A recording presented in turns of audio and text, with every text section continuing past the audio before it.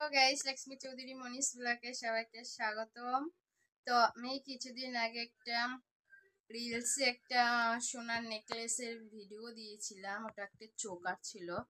তো ওখানে অনেকে এসে আমার কমিউনিটিতে বলেছে জিনিসটা খুব সুন্দর, বাট আমি জিনিসটা এরকম বানাতে দেইনি। বানাতে দিয়েছিলাম প্রজাপতির ডিজাইনটা ঠিক একটু অন্যরকম হবে।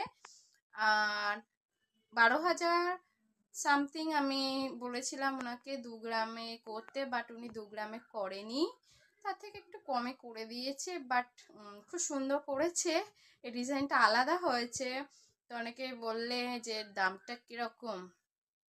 তো এর দামটা বেশি পড়েনি, এটা 8,500 টাকা মতন পড়েছে। তখন সোনার দামটা ছিল 51 এরকম ছিল, তখন আমি এটা বানাতে দিয়েছিলাম। তো সো নিয়ে এসছি, 8,500 টাকার মতো পড়েছে। তো চোকারটা তোমাদেরকে দেখাচ্ছি, দেখো। দেখতে পাচ্ছ হারটাকে, খুব হালকা নেকলেসটা।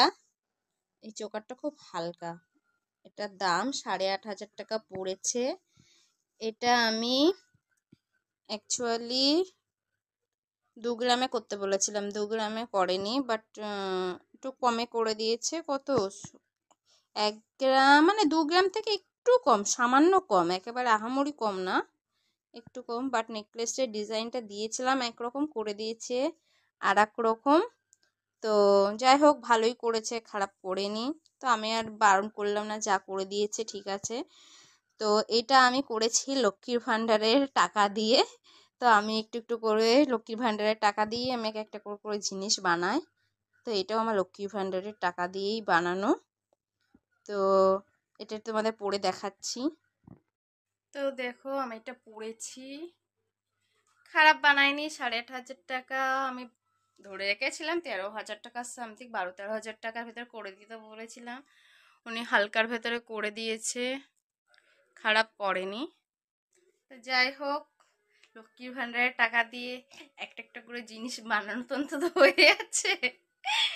তো আমার চ্যানেলটি ভালো লাগলে চ্যানেলটি সাবস্ক্রাইব করো, ফলো করো।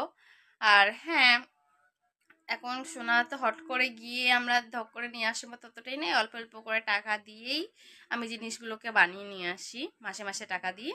যখন পুরো কমপ্লিট হয়ে যায় তখন গিয়ে এই জিনিসটা একবারে ডাইরেক্ট নিয়ে আসি। আমি তো এরকমভাবেই করি। তো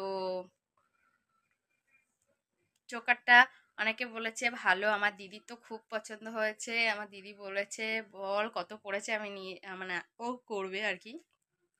তখন তো সোনার দামটা বেশি আছে, আমি বললাম যে আর কদিন পরে একটু কমবে, তখন তুই যাস। ওর ওই ডিজাইন খুব পছন্দ হয়েছে, বলছে হালকার ভেতরে বেশ দেখতে খুব ভালো লাগছে। হ্যাঁ, সবসময় তো পরার জিনিস না, কোথাও অকেশনে গেলে তখন এত ভারী বানিয়েও লাভ নেই, আর বেশিও হালকা না, একটা মিডিয়াম ঠিকই আছে, দেখতেও দেখতে ভালো লাগে শাড়িটারির সাথে পরলে।